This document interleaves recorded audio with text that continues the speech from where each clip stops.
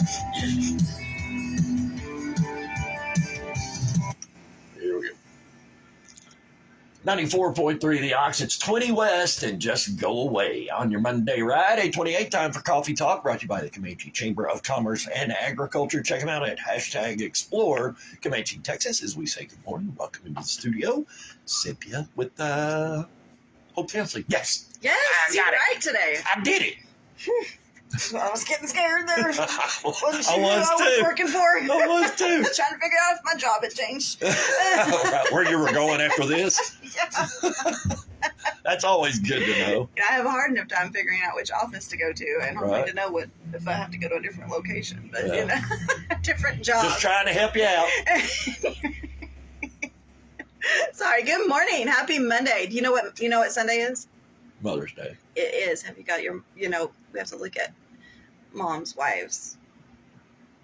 Let's see. Other important people. Let's see. I get my mom and my stepmom stuff, and my stepmom every year she'll ask me the same thing. She'll go, "What'd you get your wife for Mother's Day?" She ain't my mama. She thinks she is sometimes. That's not my responsibility. See, there's different philosophies about that. I understand that. Especially, moms, if your wife's that, helps take care of the kids, and it's just an extra day to pamper them for doing all that they do. Right. Just saying. Or you can just go take the kids out shopping or whatever. So anyway. Motherhood. It's not for the faint of heart. No, it's not. You only have a few more days left before Mother's Day, so make sure you get out there. Don't wait till the last minute, because that's when all the good stuff's gone. But anyway. I'm just saying. All right. You're going to kill me today. So, we're talking today a little bit about the fact that, so this can be, for those that still have their mothers and stuff, a great time to celebrate and express gratitude towards our mothers for their love and care. But for others, it can also serve as a painful reminder of the loss they've experienced. So, and sometimes for some people, this may be their first Mother's Day without their mother. Right.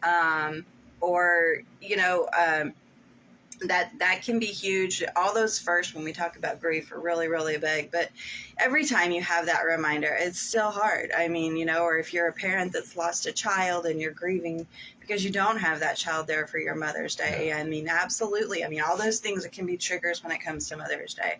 So we're going to talk a little bit about grief again. Grief is a natural and complex emotional response to a significant loss. This is normal. Okay? There's nothing abnormal about grief. We're going to focus on the loss of a mother or a parent today, but you can also grieve the loss of friendships, romantic relationships, and even the loss of a job. What grief can look like is intense sorrow or pain, the inability to focus on little else aside from the passing of a loved one, numbness or detachment, feeling that life holds no meaning or purpose, isolation from others, withdrawing from social activities, extreme feelings of guilt.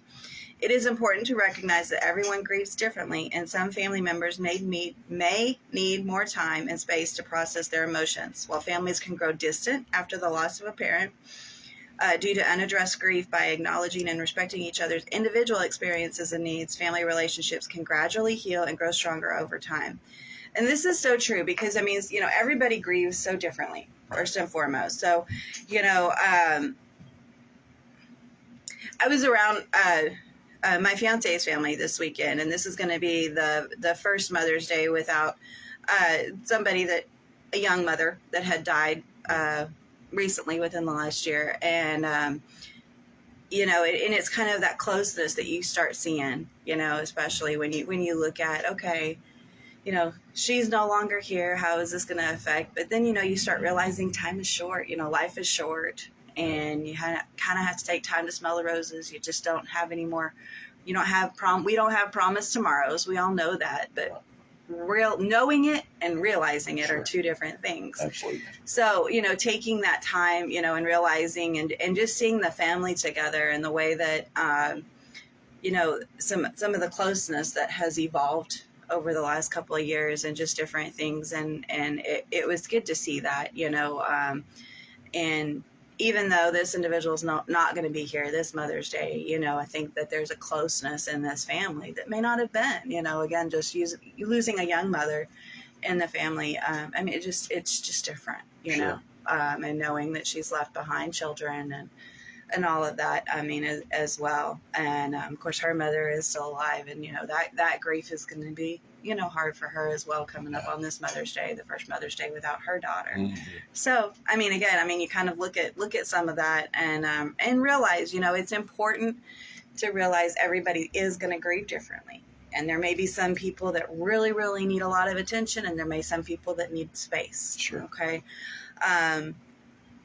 So it's, like I said, it's really important to recognize that and be responsive to that, So how do you cope with Mother's Day after losing your mother or after losing a child that, also? So keep up traditions. Coping with Mother's Day after losing your mother or your child can be a difficult and emotional experience, but there are ways to honor their memory and find comfort on this day.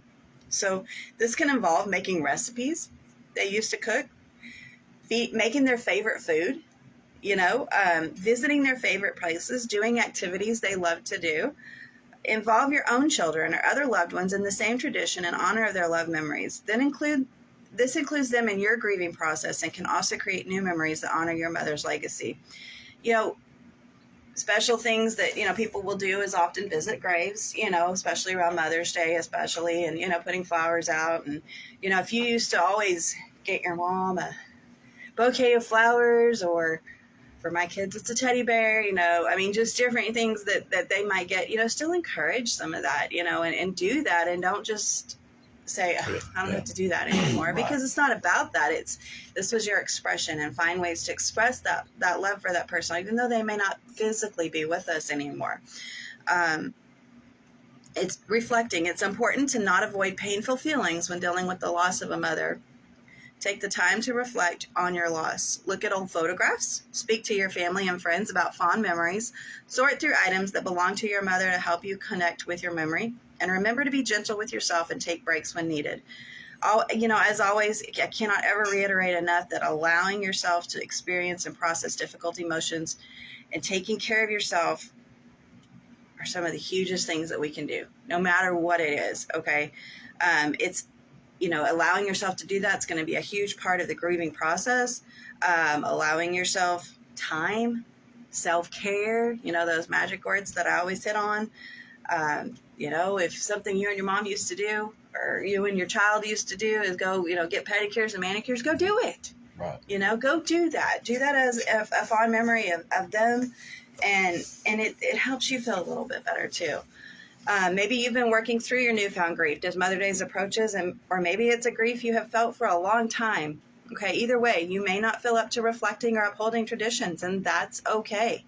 If Mother's Day is overwhelming for you, take time for yourself to do things that help you feel calm and at peace, regardless of if that looks like binge watching your favorite show, or maybe something involving cows, or horses, or going for a run. Got to look at the country life, Spend time with loved ones who understand and can support you throughout this difficult day.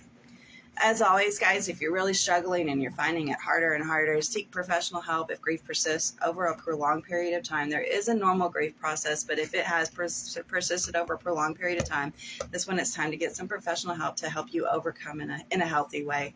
Otherwise, it's going to become unbearable. It's going to become so deep, and it's going to hurt you in other ways and come out in other ways that we don't want. We don't want that to happen. Everybody approaches that differently. Absolutely. Absolutely. There's no set, this is how you do it. No, there's not. And there's no order to the feelings. Everybody's like, you have to have the 5 stages and it has to be in this order. And no, there's no order. And you're going to repeat those stages multiple times throughout your grieving process. And just because it's been a year, or just because the funeral is over, or just because of all these things, that doesn't mean that your grieving has stopped. Right. Okay. You never get over the loss of a loved one. You learn to live with it. Yep. My biggest thing that I tell all my patients and my family and my friends, you never get over. You never get over it. When I hear people say, aren't they over it yet? You never get over it. Right. Because they were a piece of you. They were a part of you. You just learn to live. Yeah. Learning to live without them here is how you're able to move on. So as always, guys, at Hope Counseling of Texas, we're here for you. Anything that we can do for you. We have offices in Comanche, Eastland, Hamilton, Dublin. Hey, got it. I got it. 325-356-1105. Again, Hope Counseling in Texas, 325-356-1105, Comanche, Eastland, Hamilton, and Dublin. All right. Cynthia Newton with Hope Thank Counseling. you, and happy Mother's Day to all of you. Time is the perfect time to enjoy the great outdoors on the farm and for rural